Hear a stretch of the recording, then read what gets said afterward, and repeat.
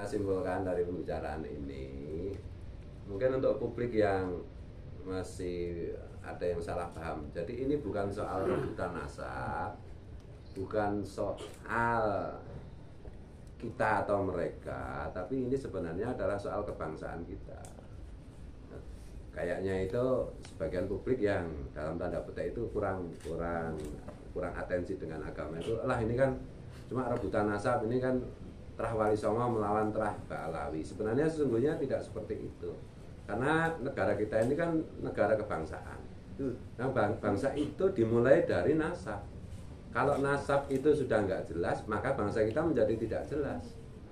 Kemudian di sisi seberang sana itu juga secara masif terus-menerus melakukan dalam tanda petik itu merusak sejarah. Nah, bangsa ini kan terbangun dari sejarah. Kalau sejarahnya hancur, kalau sejarahnya dibelokkan, ya bangsa ini berarti berbelok. Kemudian yang berikutnya lagi, mungkin sebagian kiai gitu, daripada bergabung dengan Syekh Nawawi Al-Bantani yang sekarang, yaitu Kiai Imad, itu nggak dapat gula pasir 1 kilo, lebih baik bergabung dengan gula pasir 1 kilo. Dan ditakut-takuti nanti ada konflik, nanti ada pertarungan yang sifatnya fisik dan terjadi kekerasan atau kekejaman. Ini kan dibisikkan oleh kelompok mereka yang biasa kalau menang itu melakukan kekerasan seperti tadi itu si Lionheart itu. Kita ini, bangsa kita ini kan satu DNA dengan Salahuddin Al-Ayyubi. Kita kan kalau menang itu nggak pernah ngapa-ngapain, kita selalu memberikan, melindungi. Bahkan sejak zaman Fathul Mekah itu kan. Hari ini bukan hari pembalasan dendam, tapi hari ini adalah hari kasih sayang. Yang perlu kita tekankan adalah sekali lagi, ini adalah masalah kebangsaan, masalah keindonesiaan. Karena Indonesia itu dibentuk dari sejarah, dari bangsa atau nasab yang harus terus-menerus kita jaga. Kalau enggak, nanti akan terjadi konflik-konflik yang sebagaimana terjadi di negara lain, termasuk di negara asal kelompok seberang itu. Yaman tuh sampai sekarang kan nggak pernah bisa damai. Ya karena ada pemalsuan sejarah, ada pemalsuan nasab dan seterusnya. Jadi jangan dikira ini adalah urusan santri, urusan kiai. Enggak, ini urusan bangsa kita, urusan bangsa Indonesia. Siapa saja yang mencintai Indonesia, siapa saja yang menginginkan Pancasila NKRI itu tetap selamanya, maka harus gabung dengan Kiai Imad, dengan Tubagus Nurfadil, dengan Gus Fakih Wiradiningrat, dengan Dr. Kamal, dengan Tubagus Burhan, pakai muh ya, dan lain-lain. Tuh, ini aku malam ini soalnya kok malam ini ya, pagi ini itu agak terlalu emosional gitu ya. Jadi merumuskannya nanti apa takwilnya akan muncul pada vlog-vlog berikutnya. Masya Allah. Yang kira-kira membuat telinga itu menjadi merah. Telinga haplo itu.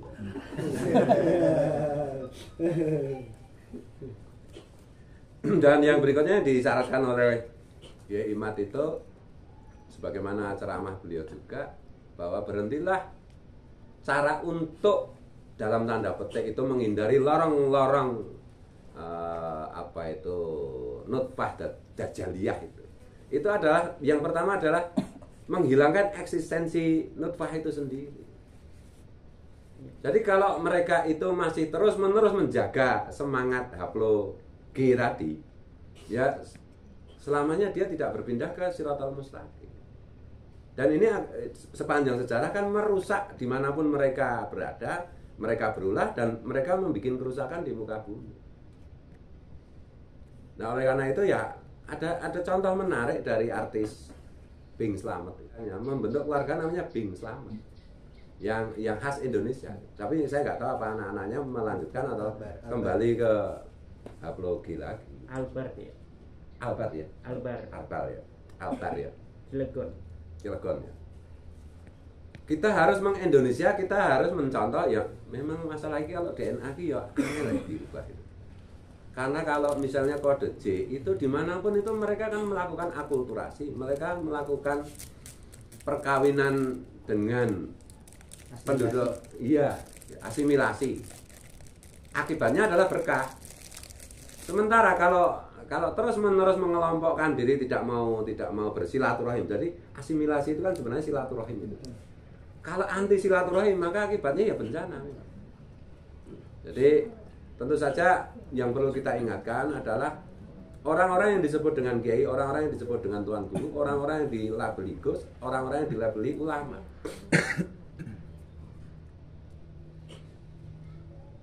Karena itu label-label seperti itu adalah warasatul anbiya. Nah, warasatul anbiya itu harus mengikuti para anbiya, yaitu membela kebenaran dan menemani fakir dan miskin. Karena Nabi bilang saya itu temannya fakir miskin. Saya itu pelindung anak yatim. Dan saya ini adalah pelindung janda. Ini agak menarik. Dan tidak pernah para nabi itu dalam tanda petik bersekutu atau berselingkuh dengan kegelapan, dengan mantra-mantra, dengan sihir, dengan ahli kitab dalam tanda petik. Nah, tadi malam saya sampaikan, saya khawatir bahwa kejadian yang disampaikan oleh Abu Yatim Yatim Banten dan Ki Abdul Muhid sekitar tahun 97, ketika kedua beliau itu secara dengan kalimat yang berbeda, intinya menyampaikan bahwa Gus Dur itu sebentar lagi harus membuat partai. Dan sebentar lagi konsekuensi dari Gus Dur membuat partai, banyak kiai yang harus terlibat secara politik. Dan tidak banyak kiai yang sekaligus bisa menjadi politisi. Tidak akan lolos ujian menjadi politisi. Oleh karena itu banyak kiai yang SK-nya dicabut oleh Rasulullah. Baik kalian anak muda, baik kalian orang yang bukan siapa-siapa, bersiaplah karena SK itu harus dibagikan oleh Rasul, dicabut untuk diberikan kepada yang lain. Saya khawatir apa yang disebut dengan tuan guru, kiai yang hari ini keren, terhormat, mulia, berwibawa, itu kalau dicabut SK-nya oleh Rasulullah nanti diberikan kepada orang-orang yang di belakangnya Kiai Imad, apa mereka tidak menyesal? Karena saya melihat sendiri ada beberapa ulama ya yang di sekitar di Jogja sini. Dulu itu kalau ceramah, kalau misalnya Isra Mi'raj itu kata per kata, kalimat per kalimat itu selalu bisa dikatakan sama, jadi kayak mutar kaset aja. Nah, ketika sebelum SK itu dicabut, setiap tahun itu saya dengan khusyuk bisa menikmati ceramah yang kata dan kalimatnya sama dan selalu bisa menangkap sir atau hikmah yang berbeda. Tetapi ketika kebetulan dua orang kiai itu memang cirinya itu memang dicabut SK-nya oleh Rasulullah sebagai pewarisnya, itu saya dengar 3 kalimat pertama aja udah nggak mau dengar, udah hati itu udah nggak karu-karuan.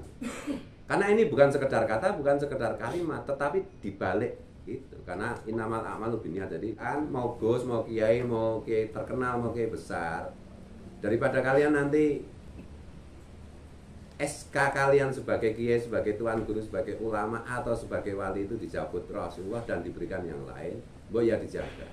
Jangan khianati bangsamu, jangan khianati negaramu, karena negara ini, negara kita ini dibangun atas kesepakatan, atas restu para wali, atas restu para ulama yang kualifikasinya melampaui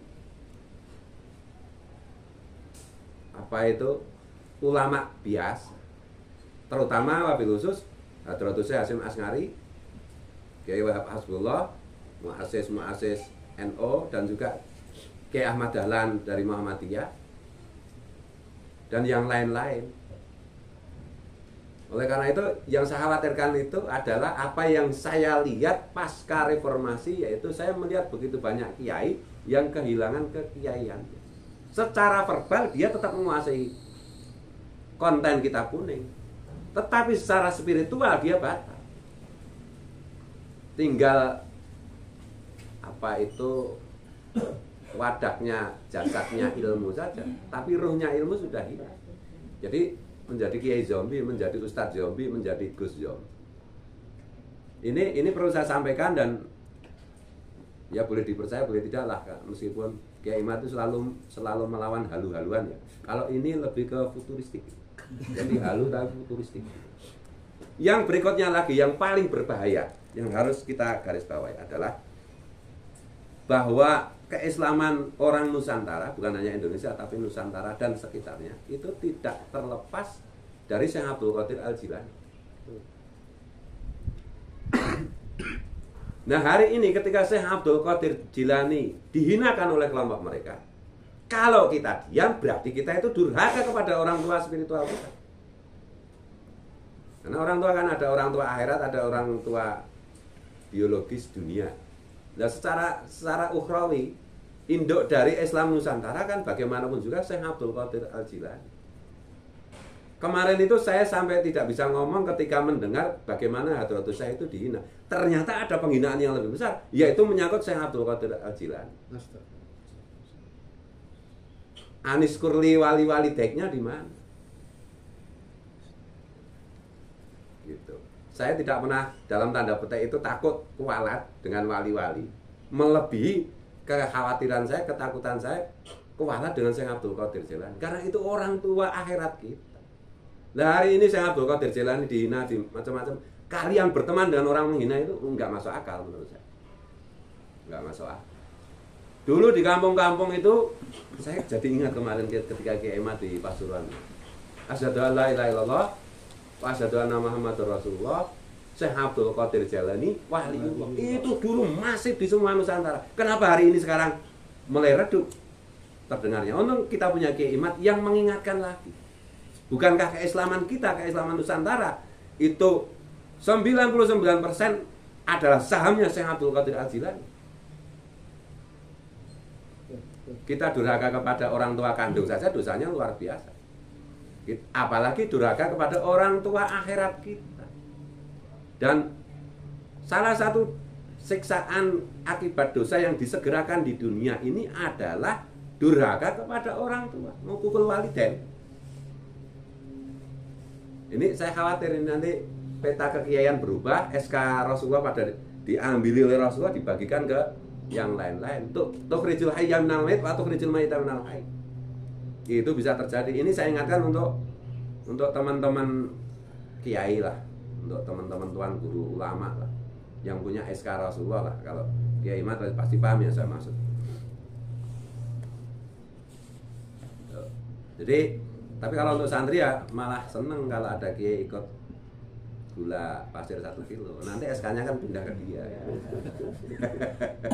Dan itu benar-benar terjadi pada tahun awal-awal reformasi. Ada kalau di daerah Jogja dan Jawa Tengah, banyak bermunculan pesantren baru dengan kiai amat sangat muda. Di bawah 30 tahun.